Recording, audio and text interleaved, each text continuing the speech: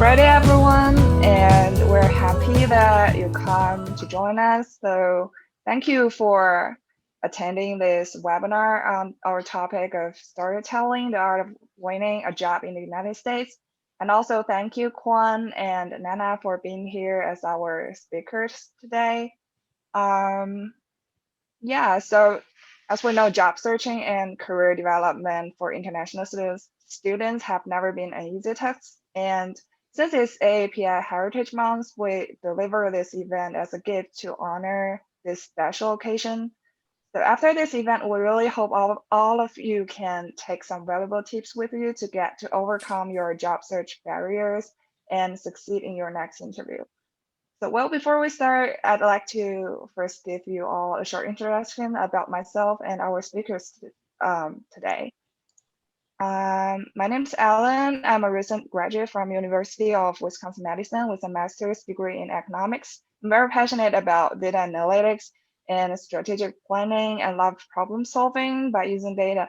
I currently work very closely with our coach Kwan as a web analyst intern at ICLA. It's truly an excitement to moderate this event.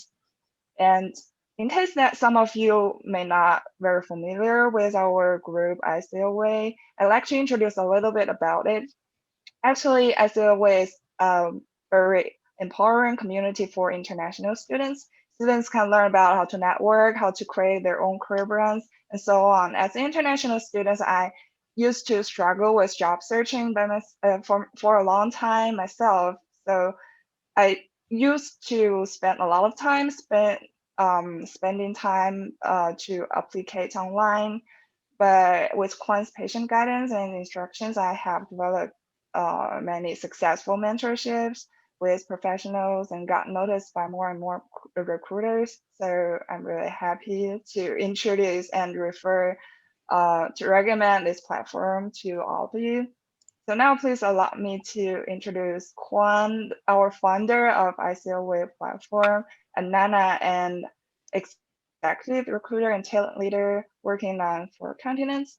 So both of them have extensive experience in recruiting and career coaching. Now, Kwan, would you like to introduce a little bit about yourself?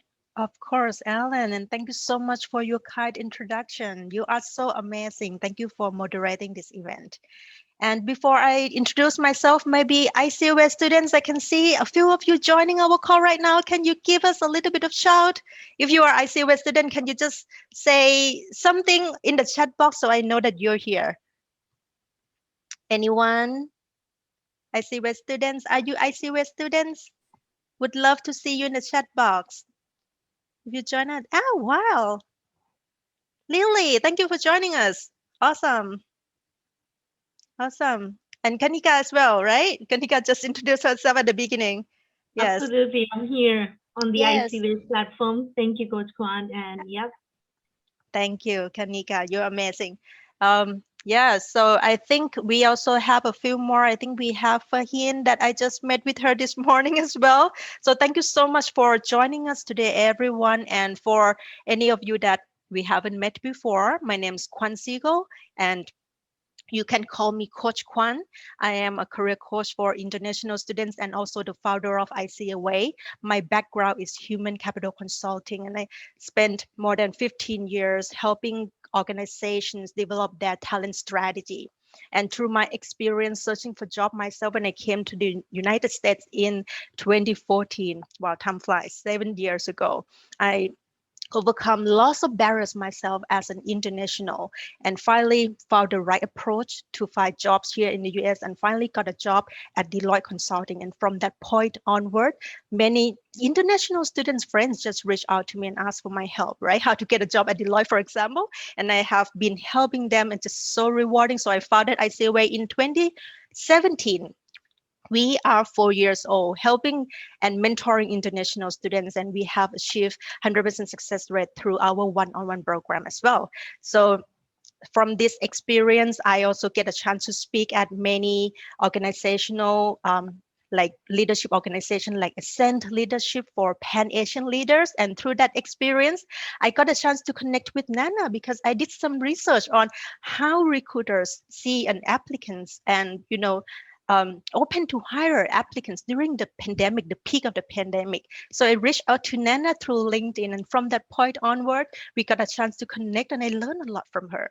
Because of that relationship, I want to invite her to share her expertise with us today. So Nana, thank you so much for joining me today. Well, thank you for a kind introduction, and hello everyone. Let me briefly introduce myself. Nana Sage, and I'm executive coach. I've been in, as Kwan and Ellen was talking about, I've been doing a lot of recruitment, both executive and new grad, doing university recruitment as well in my time as a talent leader. I've been working in recruiting for 5 continents, so getting to know a lot of international students for sure. And over the years that I've been working and teaching some new grad about how to write resume and things like that, I and interview them to come into a leadership program and things like that. And I get to know a lot about their struggle in terms of, how they present themselves, how they not knowing how to tie the story to their wonderful background and things like that. And that's has been one of my heartwarming moment as well, to be able to help students. But at the moment, I'm an executive coach helping leaders in organization and business owners to build the rockstar teams. So basically leadership development and training. That's what I'm doing at the moment. Yeah, thank you for the introduction, Nana. And so just a little bit housekeeping before we get started. I will unmute everyone for now, and I will stop your videos. And but you are welcome to unmute yourself during our discussion, ask questions, and also you're welcome to start your video during the session, and if you have questions. So you can also type your questions into our chat box. I'll bring them up during the conversation, and we will also have a 15 minutes Q&A session at the very end of our webinar. Yeah. So you'll also have a chance to bring up your questions during that 15 minutes session. So how about let's start our discussion now. Oh, sorry, first let me stop your videos.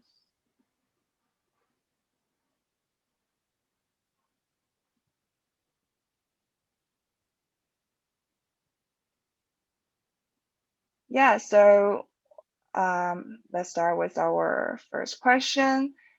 So since Kwan and Anna, you all have many experience in executive recruiting and being a talent leader. So first, I would like to know that, Nana, what do you think are the top challenges that Asian candidates are facing during their job application process and interviews?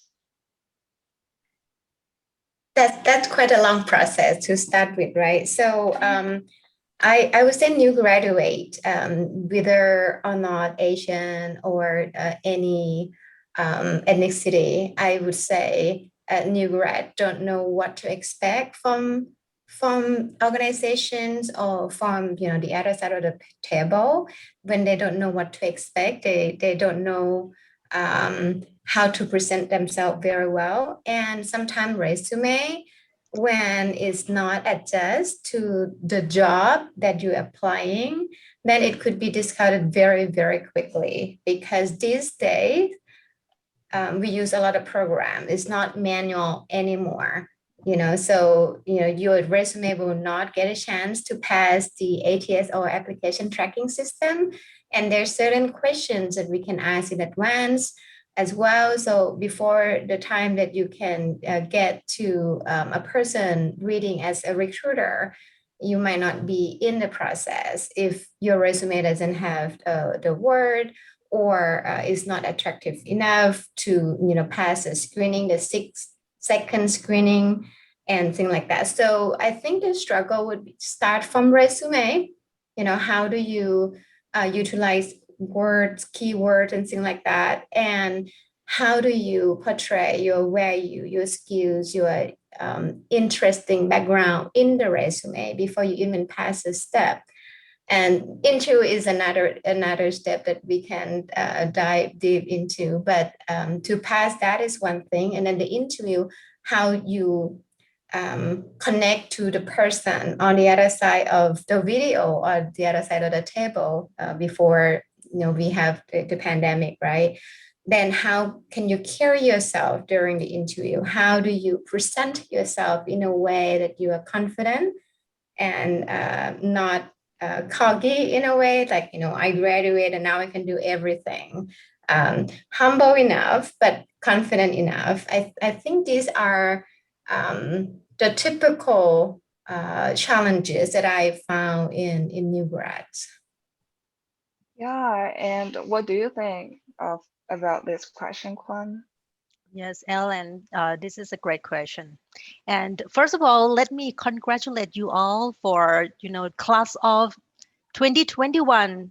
So anyone here graduating this year, just graduated? We know that Kanika is one who just graduated. How, okay, that is Halt Boston, right? Thank you. Yes, we got a graduate from Halt. And who else just graduated?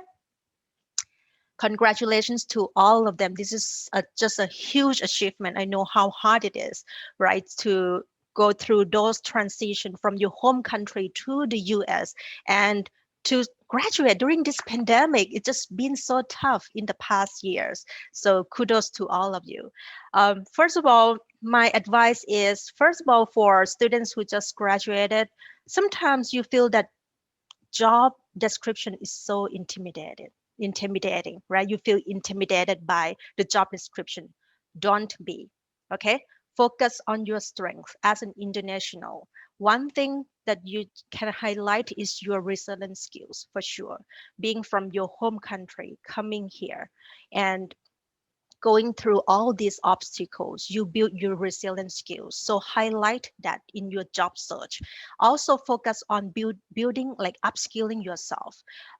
If you see something on the job description that you don't have, let's say if you're targeting a data scientist role and you haven't done any Python in the past years, take some training. For example, when you upgrade your LinkedIn profile for the first 30 days, you have access to those training for free. Use that training and add that badge on your profile. So I would say, first, don't feel intimidated by the job post that require maybe 5 years more, 7 years more, 10 years more of work experience. Learn from the job description and look into the gaps that you may not have right now and try to build the skills to fill up that gap. What do you think, Yeah, Ellen? yeah, I love that point. And I've heard that statistics shows that maybe 40%, if I remember that right, 50% of women tend to like fit themselves into the descriptions of the job posting. So like females maybe I don't know, maybe they are more would like to pay more attention to the details, and maybe they will reject the, I would say male would like to just send out applications. And yeah, that's really an interesting figure that I read this before. Like, and we got the comment from Akilech. Do I pronounce your name correctly, Akilech? From Halt? Network, Yes, that's network, right. network. Yeah, you Yeah, put out such a great advice here. Networking is the key, right? As an international student, as a someone who might not have years of work experience, try to make people know you through more than a resume, right? Get in front of them. So networking is the key. Thank you for giving the advice in the chat box. yeah, connection is really important during the whole recruiting process. Correct. So yeah, I have a very like I would say similar question about connections, like how recruiters analyze two candidates with the same qualifications. So Nana, what do you think? What role do you think storytelling plays in the hiring decisions? The hiring decision, I assume that you go through multiple rounds of interview, right? So when it comes to first round, second round, every storytelling counts. So storytelling is a critical way for you to really share your skills, your knowledge, your experience, and your unique background that you yourself and everybody has your own unique story to share with the hiring manager or sharing with the recruiter. And how can you look inside in your own story, plus your skills, plus your experience to make a compelling story for yourself. That is very critical for you to make a good impression. So if I have two students who, and I used to do this, like, we hiring a lot of new grad, the MBA grad for a certain leadership position, like the leadership development program for like, coming in for 2 years and then with multiple shift and things like that.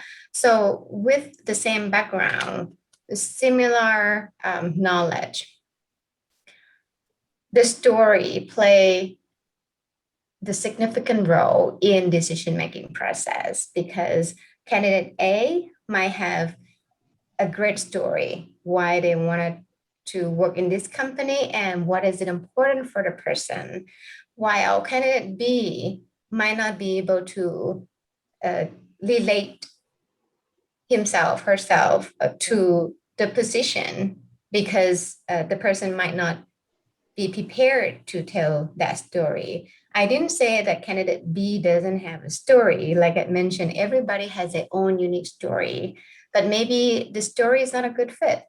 If the story is not a fit with that organization, then that candidate B will not be hired.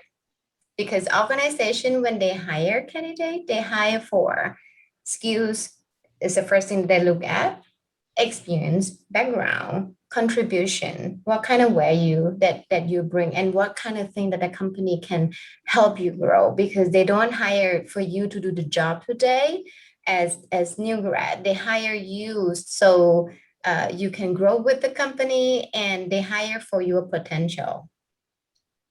Yeah, I love that point. It's really like important to first learn about the company before you like take the interviews, and it really helps you to build a very compelling story and make it authentic. And Kwan, I think most of the ICO platform student would know that you have modules that talk about storytelling, how to prepare for interview. So what do you think that a story is, how do we evaluate whether a story is a good one, whether it can bring bonus point to the candidates? Love that question, Ellen.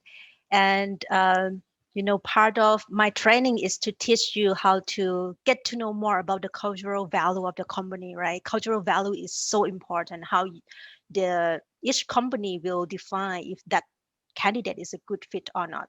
So through some research on the company's cultural values, you can look into so many things. For example, just some simple, okay, something out there that already presented to the public, their website, learn about their mission, vision, cultural values, their social media, YouTube video, listen to all the employees' testimonials out there, right?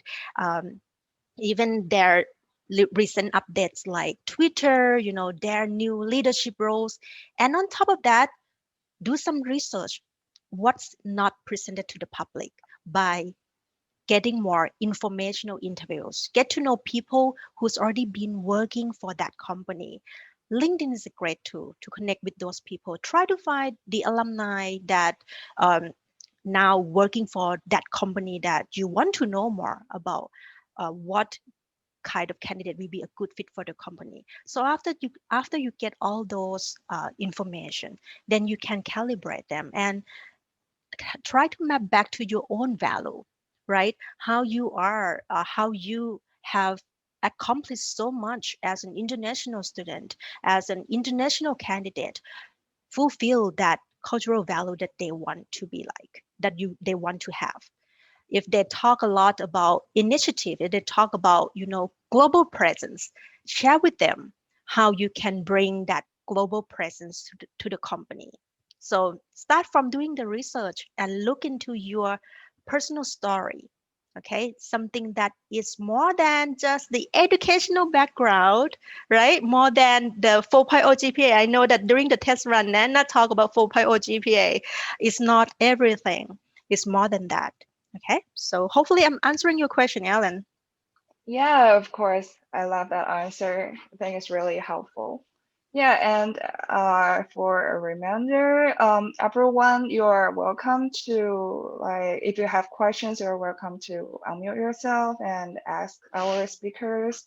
And also, you can type in your question in the chat box so that we'll bring it up and discuss now. So about storytelling. From my experience, I used to, encounter some problem that I find the interviewers tend to get bored about the stories that I tell them. So I want to ask Nana whether you have some tips for international students to like make their story more appealing to the interviewer and make it more authentic as well.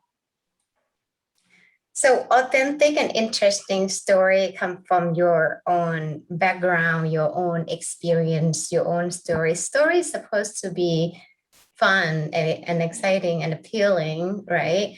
If you had experience that the person sitting on the other side of the table is bored with your story, then you might have to ask yourself again, what kind of story am I telling? And does it answer the question, or is it just get buried into the details? The way that you tell story is I also mentioned the STAR technique, right? They ask question using competency based or behavioral based interview questions. Tell me about yourself. Tell me how you did that, and tell me about your accomplishment. Those are opportunities for you to tell story using the STAR technique, which is the situation, task, action, and result. And if you get buried into the detail of, oh, I have done that, and then you get dragged out and not a complete loop of the start, and or maybe too much details in the story, that it could be boring, or maybe it doesn't answer the question that the interviewer asked to start with. And I think maybe look into this, and what was the person is asking really. Does it answer the question? And practicing answering the question in a brief, concise way, but at the same time exciting and with your uplift energy, and not your body language will also support the way that you speak as well. So I hope that answered the question. Yeah, of course. And yeah, I totally agree with you that body language also can help you to make the story like seems more appealing to the interviewer. And you also bring up another question that I would like to ask is that, um, and I would like to pass this question to Kwan. Like, what do you think are the most common mistakes that international students may make during their interview when they're telling stories? Of course.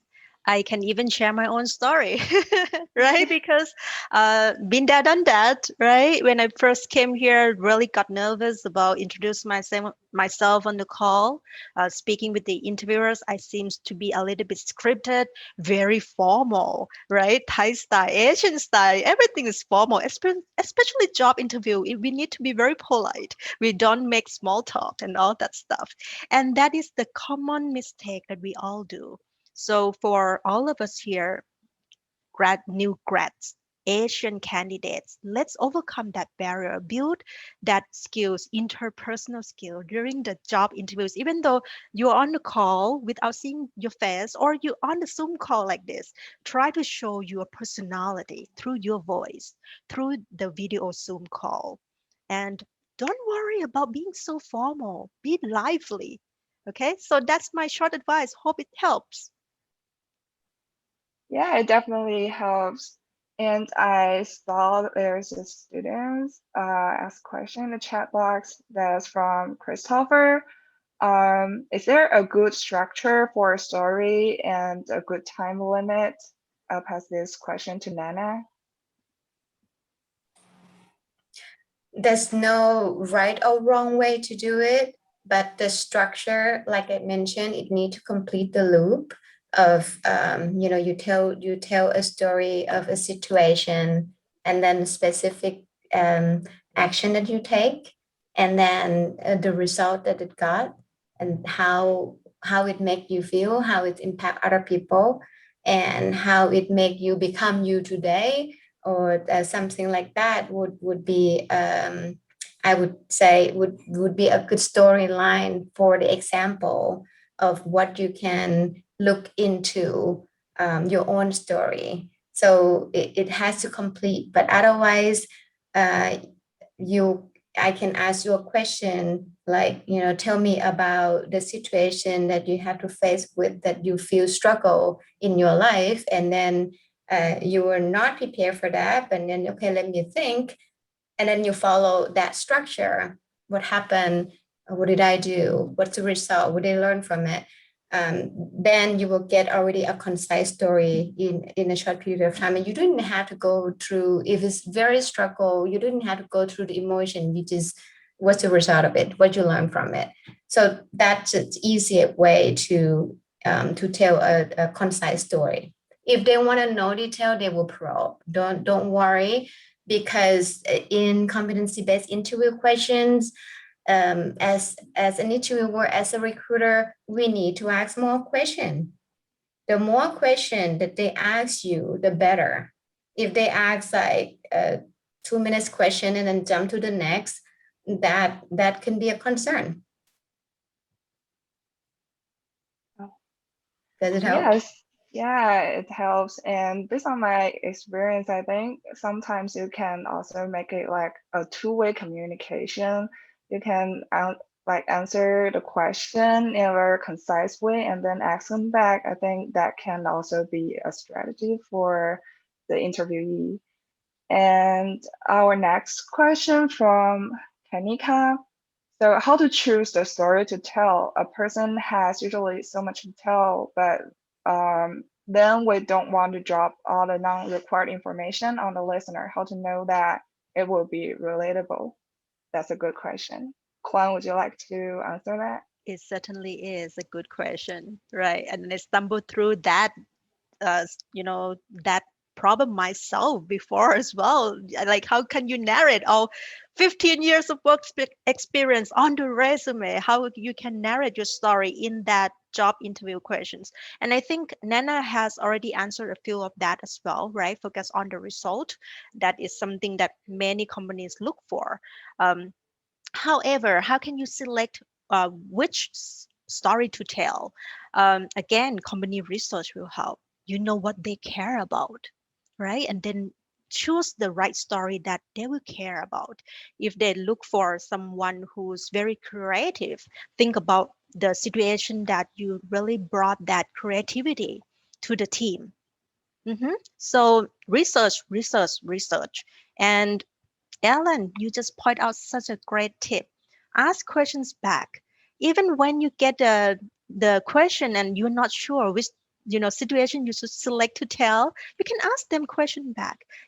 Would you like to learn from my experience through this? And wow, I got like actually so many situations that I have demonstrate that ability. Maybe I can choose to tell you about a time that and ask questions back, create that conversation. Don't have to jump right into the answer right away. Yeah, I love your point, Kwan. And Nana, what do you think about this question? The choosing story that Kwan make a very good point. Before you apply to a company, you should know already why you're applying to that company, that specific company, that specific job or role that you wanted to apply. And when you already know, you should already think about what kind of experience or passion or any subject that you have studied that related to that company, that product, that team, the job. And that's how you choose your story. Yeah, that's really helpful answer.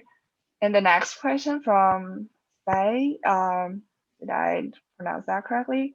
So, this question is that how do we tackle the question like what are your weaknesses? Yeah, that's where I feel most of the students fumble. Yeah, that's really a question that definitely everyone should prepare for. So, Kwan, would you like to share your opinion? Of course, Ellen. And for me, I think they might not ask that direct question anymore. Hmm. I would love something like normally they may ask you, tell me about the last time that you failed. Tell me Yeah. tell me about it the last time that tell me about a time that you didn't meet the deadline, right? Those kind of Yeah. failure to investigate your weaknesses and how you handle all the obstacles and build your skills. So definitely be prepared to think about your failure and how you learn from it. And don't expect that you have to be perfect. Don't say that I never fail anything before in my life. I always meet deadline because that's not true, right? We all needed to make mistake before we learn something. So think about a few failure situation and narrate it by focusing on what you learned from it and what is your plan to tackle it to make sure that it's not going to happen again. So that's my advice. Yeah, that's definitely true. And yeah, I agree with you, Kwan. Actually, I think I haven't been asked for this question for a Yeah. long time. They'll I'm the ask some generation that question. got that question, but not your generation. Yeah, they'll definitely ask a question like, what's your strengths? Your maybe three greatest strengths, Hmm. but not this one. Yeah. Yes. Yeah, but still you need to prepare about that. Right. Maybe Still there's need to someone prepare. will ask a question. Right. About a Yeah, time that you may experience any disappointing moment and all of that. Right. Not just yeah, your and success prepare story. stories. Correct.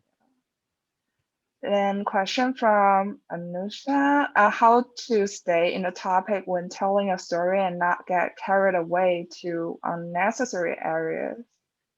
So, Anusha, would you like to be a little bit specifically about unnecessary areas? What do you mean by that?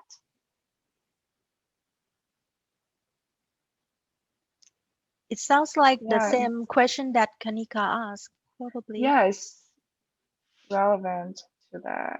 Yes, it's like how can we how to stay in right, how to tell the story that you're not carried away talking about some unnecessary stuff. Yes. So use Nana's approach and our approach too, Ellen. Um, the classic way is STAR star, right? Nana Right. just shared with all of you.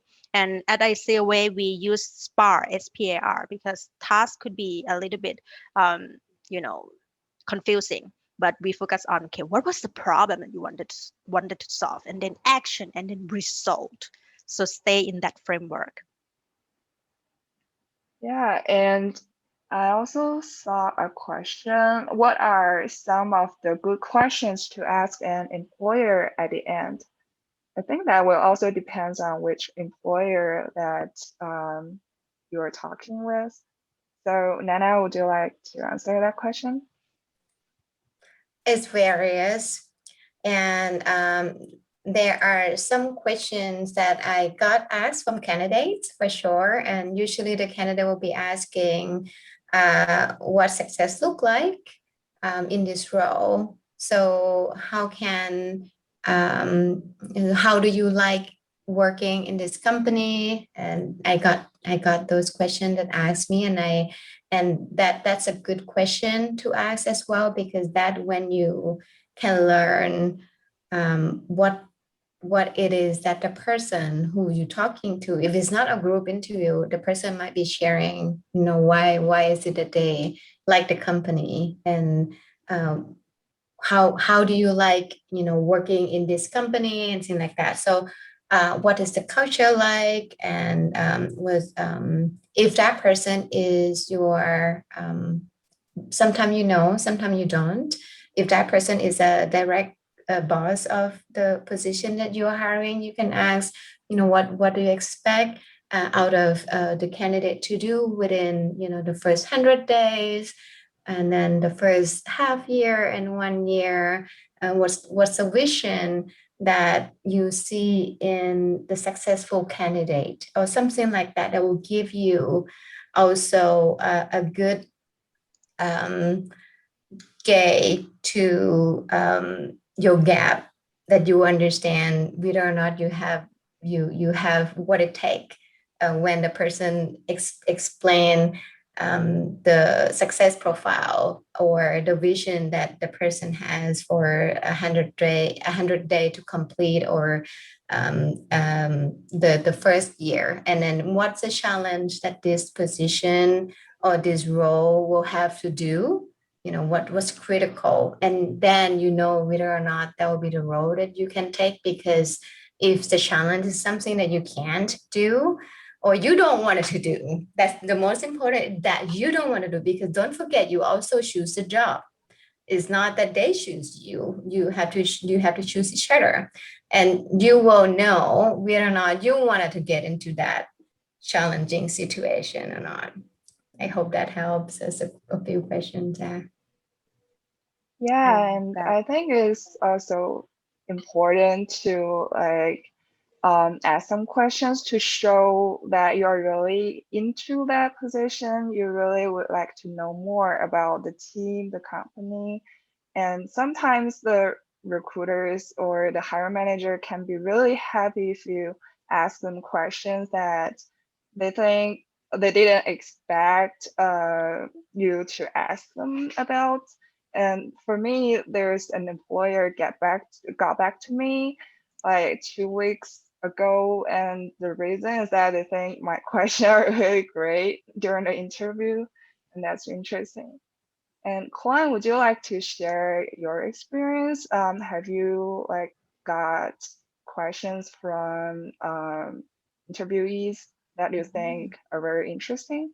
Yes, of course, Ellen. And all the questions that Nana's share is amazing, and what you have accomplished, Ellen, is top notch. Congratulations on being able to ask lots of good questions. So I would say one of the questions that I really love is about maybe what is your vision about ICOA? What is your plan for the next 3 years? Those kind of the goals that normally is the question that you get from the interviewer, right? What is your goal in the next 3 years or 5 years? But you can ask that question back to the interviewer as well, to show that you really care about the company. And don't forget about creating a conversation on top of that answer. Yeah. And I saw Kanika touch about the SMART approach, specific measurable action with results over time. And Kwan, would you like to share a little bit about the SMART approach with our guests and with our attendees today? Okay, like be specific, right? Yes, Yeah. of course. Yes, show them that, like, if you get a chance to answer the question, what is your goal in the next 3 years? Not just sharing that I want to be a manager, but provide them some specific things that you will do to achieve that goal and make it attainable, right? That is part of the SMART. Yeah. Maybe Kanika, you have any other thoughts or examples you want to share with the attendees and us? I can just say one thing, Coach Kwan. Thank you. And this smart approach, I actually learned it recently, I will say, in beginning of this year, January, when I was in my capstone class. So this is something that, never make your goals unachievable. Like, make it too hard to achieve, and then you get exhausted. Make it achievable, attainable. These are called smart goals, which you think that you will be able to achieve them in a timeline, just like you said. Make them measurable, make them attainable. So you know that, and you keep seeing yourself growing, and then it gives you motivation to grow more from there. So that's what these smart goals are.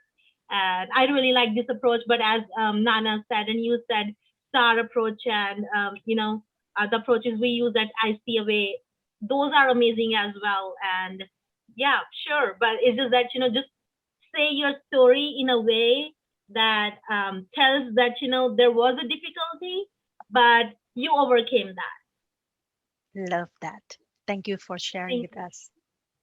Yeah, I love that as well. I think sometimes it can be helpful if you get a little bit vulnerable to the interviewer, and they will understand that you're a recent graduate and you had experience in course project, and it's very common to have difficulties during that process. And more importantly is how you tackle the problem, and to show you that I have the ability to you know, help the company in the future. I think that's what I learned from my interviews before.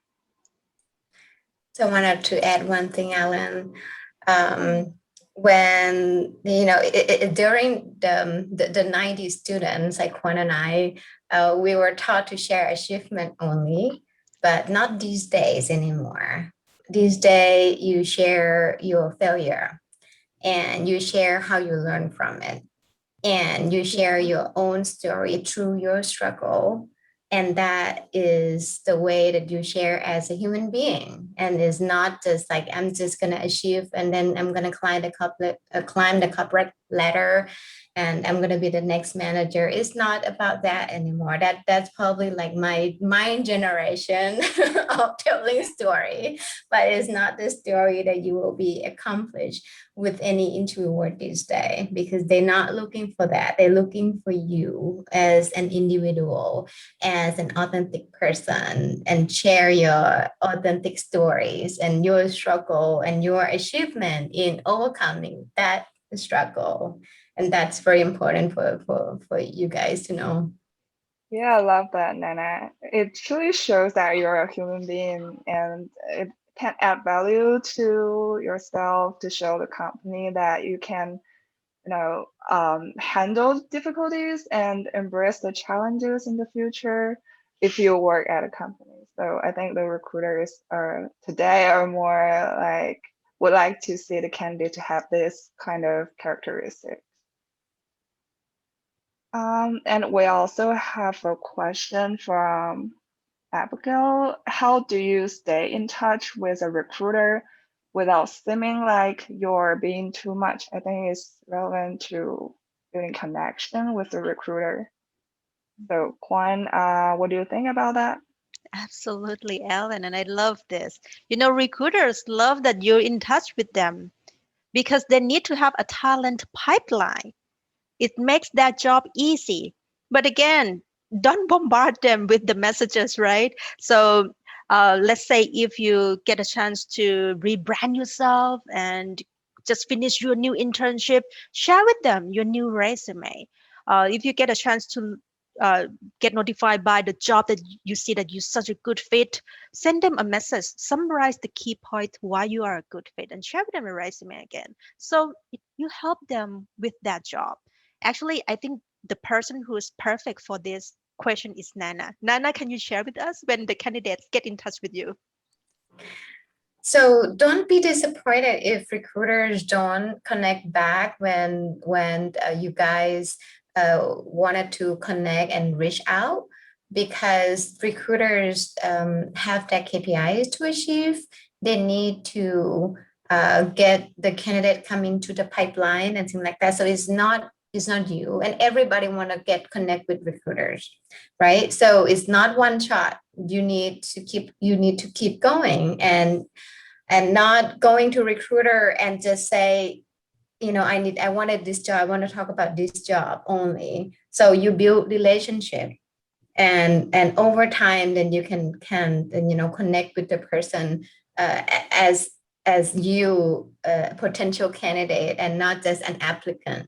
That's the difference between applicant to the job and potential candidates for the future role, right? If you show yourself as potential candidate for the future role, that have more value than just picking the recruiter every position that they have opening and bombard the email to the recruiters. And another thing that I'd like to suggest is to get to know.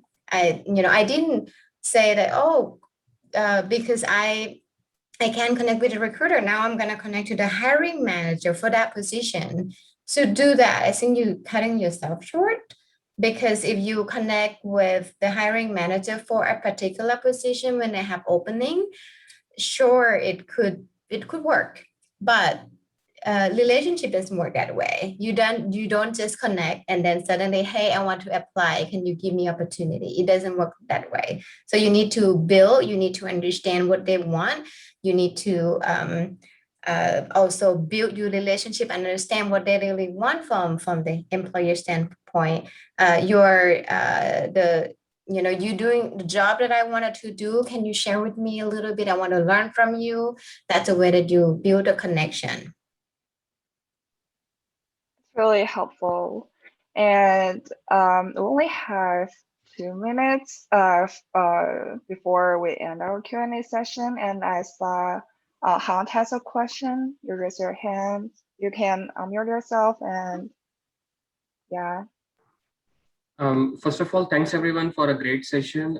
So I have a quick question. In times like these, when we are not being able to go out and do traditional coffee chat meetings with people, so what could be the best ways through which we can do networking or build meaningful connections? Because building a connect or networking is like the most critical aspect when we as international students look forward for jobs or sponsorship. So any tips or suggestions will be more than helpful. Yeah, I can kickstart, Nana. Would it be okay? Yes, of course. So, yes, virtual networking. It was so kind of intimidating activity for me in the past, right? As someone who's like from a smaller country, Thailand, when everyone is in Bangkok and we just don't need to like meet online, we just meet up in person. When I came here, I realized that wow, I have to really get to know people outside my city. I get to know people from New York, from San Francisco, and I'm located in Chicago.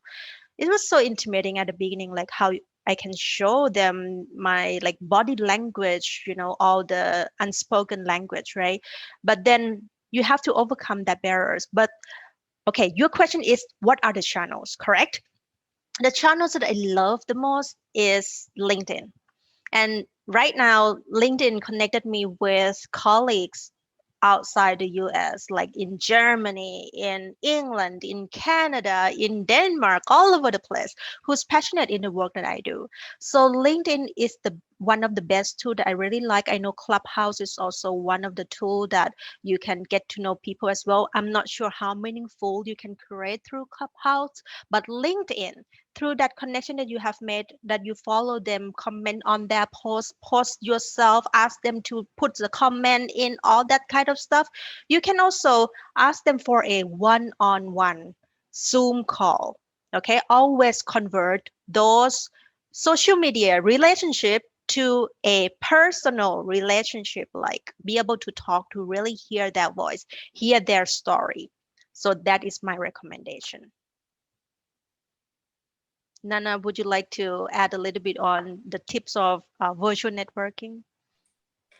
So great point that Kwan is saying, and LinkedIn has been around for a long time. I've been using LinkedIn since 2005, this long time. So I have connection, but it doesn't mean that I have meaningful connection.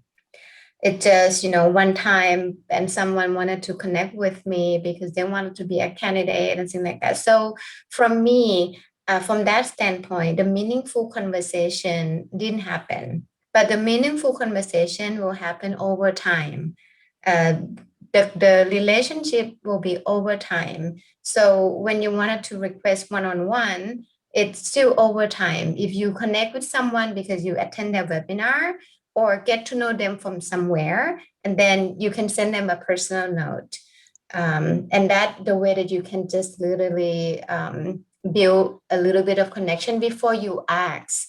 When I say you ask for one-on-one.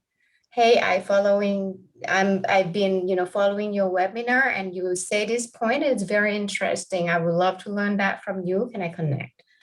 And then, following their work, make comment to sequence and then ask to connect.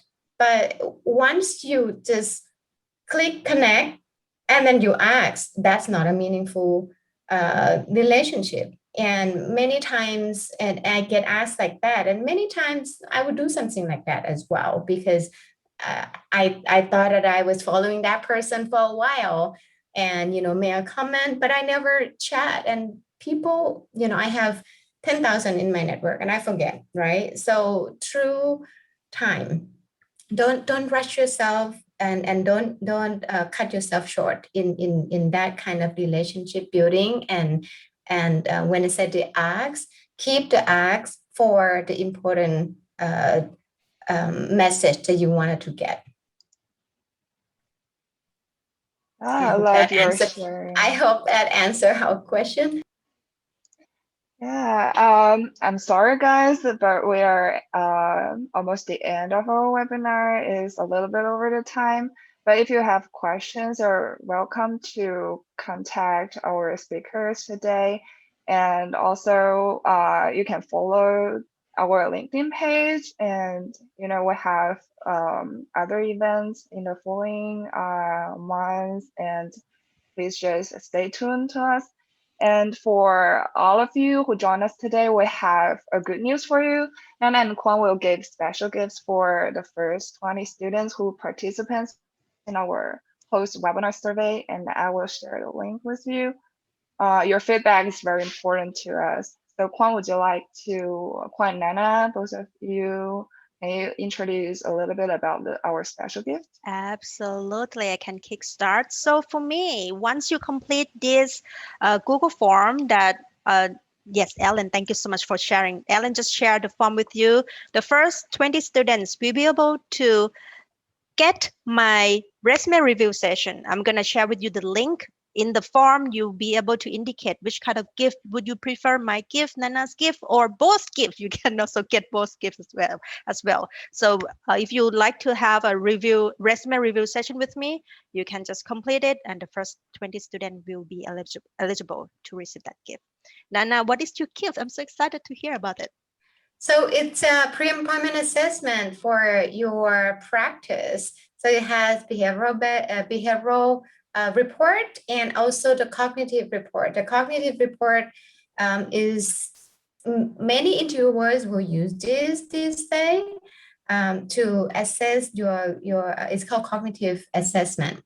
It's time, so it will give you some practice to go through what to expect when you have to take this kind of assessment, and then you have a 15-minute feedback session from me on how you can utilize the behavioral report that we'll get from that. So that's a gift from me. It's congratulate you for your graduation.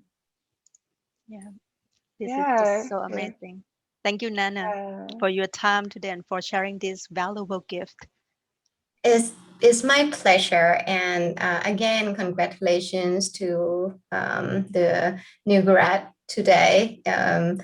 and hopefully we'll be able to connect on LinkedIn. If you connect with me on LinkedIn, just let me know that you come from this call, so I can connect with you, because I have a lot of people that click connect without saying anything. So sometimes I wouldn't accept. So just make sure that you let me know as well. But thank you so much, guys.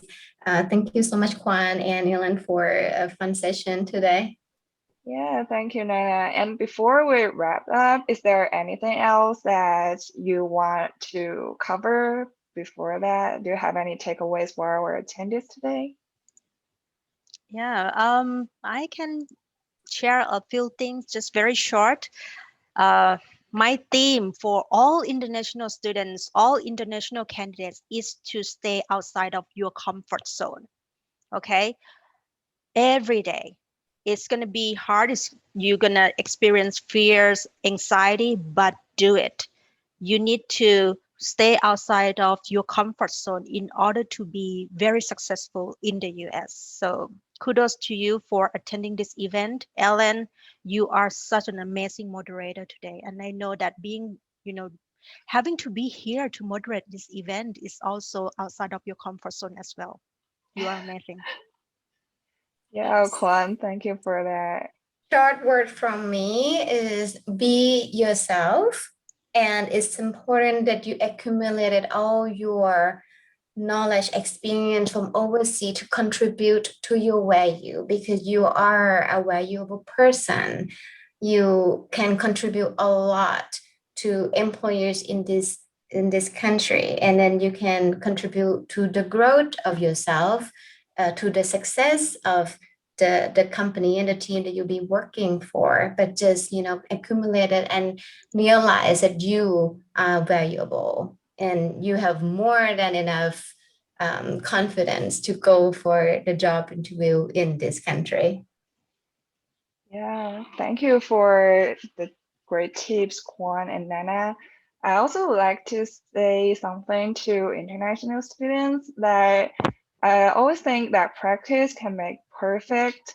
So as long as you step out of your comfort zone and start to have conversation with different people, and you can also learn many valuable things from your conversation with professionals and maybe your peers, your professors, that can always be helpful. So thank you, Kwan and Nana. Thank you, attendees, to join us today. We hope this can be an amazing gift from ICOA platform for the end of AAPI Heritage Month. So thank you again for joining us today, and we'll see you next time. Thank you, everyone. You are amazing. And I know that a few students asked if they want, they can stay on the call and ask a few more questions. So I'd be happy to stay for another 10 minutes. Okay. So Ellen, it's okay if you need to drop off, if you have to, something as your priority. Okay. So, I can yeah. stay.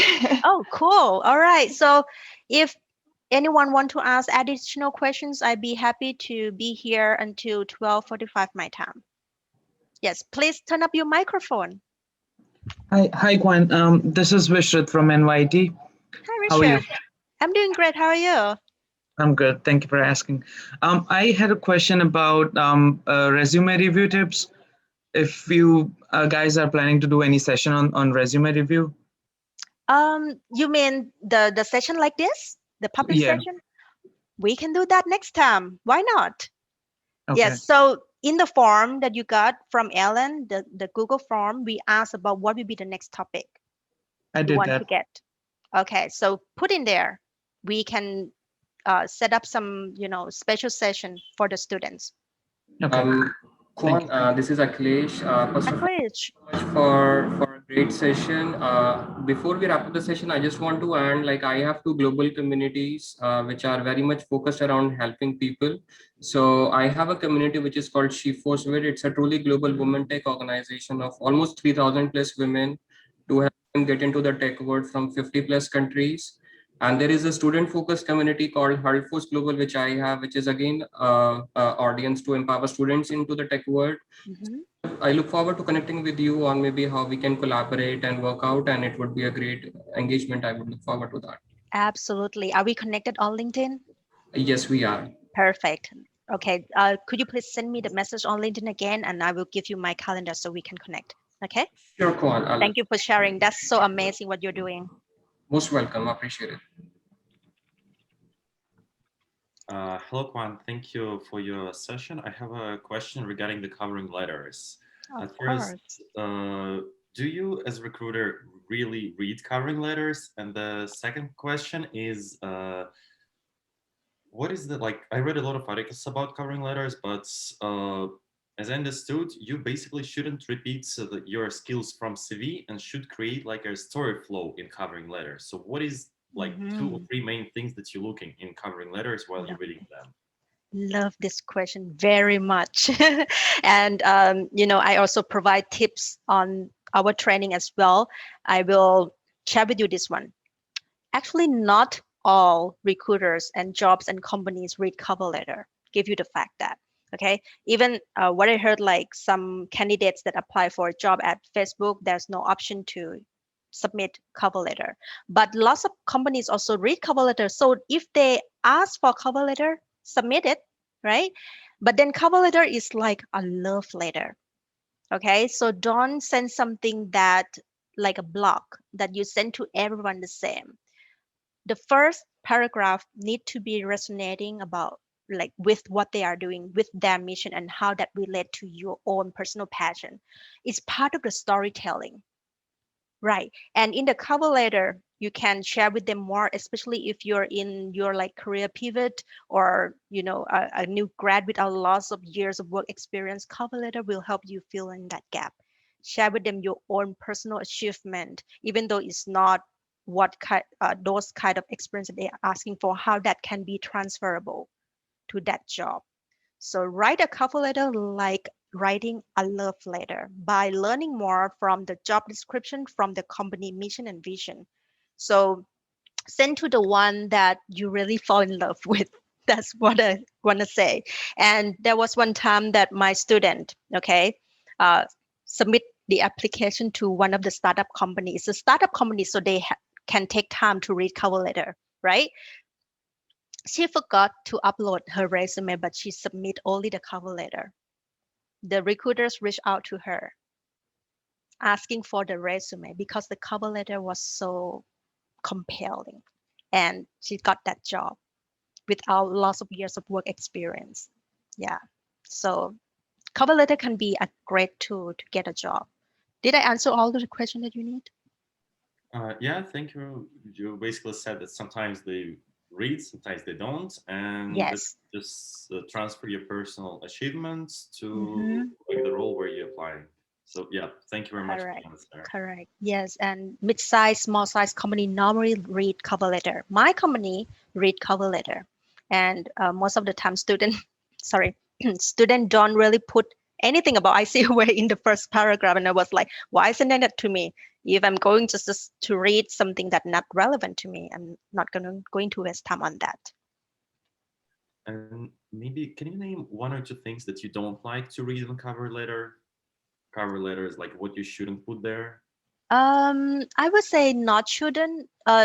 Just remember this one. People take time. People are busy, right? And if you write something that is not like hook them, they don't want to stay on that material. That's it. But there is nothing like should not do, but there is something that you should do is to hook them, make them want to continue reading your cover letter. Okay, thank you very much for your answer. Of course, great question. Right, any questions, please turn up your microphone and ask. I can be here for another 5 minutes. Coach Kwan, I would like to go ahead and ask a question if nobody else has a question here. So my question is, there is generally one point whenever you interview with an employer who has also resumes lying up from local students and local potential employees. So there is generally one question which comes up like in all the opportunities, like what is something extra that I can offer that something this another person cannot offer as an international student? I mean, I know we always say that, we have our culture, we have our international experiences, but what is the right way to convince them that, yes, I am the one person that you need right now, and I'm the one who will give everything to your company? Yes, great question, Kanika. Thank So you need to make yourself visible. That's the only thing. You can stand out through the job application with your, sorry, I'm now losing my voice, with your resume, your cover letter, right? But then if other students, other candidates got a good coach, they will come up with good, strong material too, right? So the key is to make sure that you are visible. After sending out the application, then reach out to people inside the company, reach out to the hiring manager. Use LinkedIn, email, connection requests, comment on their post. If you get a chance to have their email, send them the email. So don't just drop the process at the click to submit the resume, right? And if you want to stand out in the resume, um, there's no fancy answer. You just need to learn a lot from the job description, from the companies, and use those strong keywords that they are looking for. So for traditional job application process is about keyword, keyword, keyword, and compelling stories. You just need to give them what they want to see. That's it. But then to stand out, you need to be visible and be able to connect with them one-on-one. Let them know about you. Mm-hmm. Absolutely. Thank you, Coach Kwan. That definitely Absolutely. helps. Absolutely. Any other questions? I think we have a question from, we have a question from Alisa, right? Do I pronounce your name correctly? She said, I am curious, do you think a non-STEM student with a bachelor's degree have a chance of securing an H-1B visa? Anything is possible, Alisa. Um, Definitely for non-STEM and bachelor's degree without any experience at all, it's going to be hard to compete in this competitive job market for sure, right? So it means you need to start early, super early. And I have seen that. Fernanda, my student, non-STEM, bachelor's degree, she's got a job. I cannot tell her salary here, but it's really good. And yeah, her company also try H1B for her as well. That's great. Everything is Coach possible. Kwan. Yeah. I'm just curious, like, what do you think are the steps that I should be doing right now in order to prepare? As you've said, a key ingredient was preparing early. So what do you think are the steps that I can do as early as now in order to prepare myself for that part later on? Absolutely. Let me share with you my mission here. Okay. Right. Let me share the screen quickly. Pull this up. Hold on. Okay. Share. All right. You all can see my screen. So to start early on, this is my mission. Okay. ICWay success plan. First, build meaningful connections with your target professionals. Explore your career aspiration, but being socialized is not enough. You need to build your strong career brand, solid career brand, just like what Kanika just mentioned, right? And having those kind of keywords, right? Be able to receive a job, what you call red carpet job interviews without going through traditional interview process, because people that you have made connection in the past, they become your career advocate and they know that you're really good, and whenever they hear about something that relevant to your goal, they reach out to you, they keep an eyes for you, right? Be able to land job before graduation. So this is the plan. Yes, thank you so much for sharing this. This is really helpful. And another question that just came up was that how do I know like which companies like to reach out to? Because it can be overwhelming to reach out to almost all of the employees that you can see, but how do I know which ones that I should be reaching out to and be strategic about it? Of course, I can share with you another one here. All right. Thank you. You are now referring to step 4 right here, define your career goal. You need to know your goal first by looking into your expertise. What kind of expertise you want to build here? Is it in high demand? Sorry, in high demand in the US? Is it like a hard to fill role? And once you know your goal, you can do more research about the industry that is hiring a lot of people with that expertise. So from that point, you know the companies in that industry. Yes, yeah, and definitely yes, agree this with is about number 4 here, step 4. Yes, because I know for a fact that as international students, like we don't get the same opportunities or of work experience as compared to domestic applicants. So I'm really in the process of building up my resume as we speak. Awesome. Build meaningful connections. Okay. Yes, I will follow that. Thank you again, Coach Kwan. Absolutely. Anytime. Well, we are on top of the hour right now. So if you have any additional questions, I'm not sure if you use Facebook. If you use Facebook, we have a Facebook group, okay, open for all international students from all majors, all nationalities. I can share with you. Let me give you the link right here. Boop, boop. I see a dream team, and you can ask questions in this group anytime. I be pretty fast in answering those questions. So everyone, here you go. Join us on Facebook group, in the group. All right. And hopefully you fill up the form from that Ellen just shared with you, and we will reach out to you about the gift that you want as a graduation gift. So good luck, everyone. Thank you so much for joining us today. It's just so amazing meeting you all today. Thank you, everyone. You all have great questions. And have a great weekend. Bye-bye. Thanks, Happy Alan. Friday, everyone.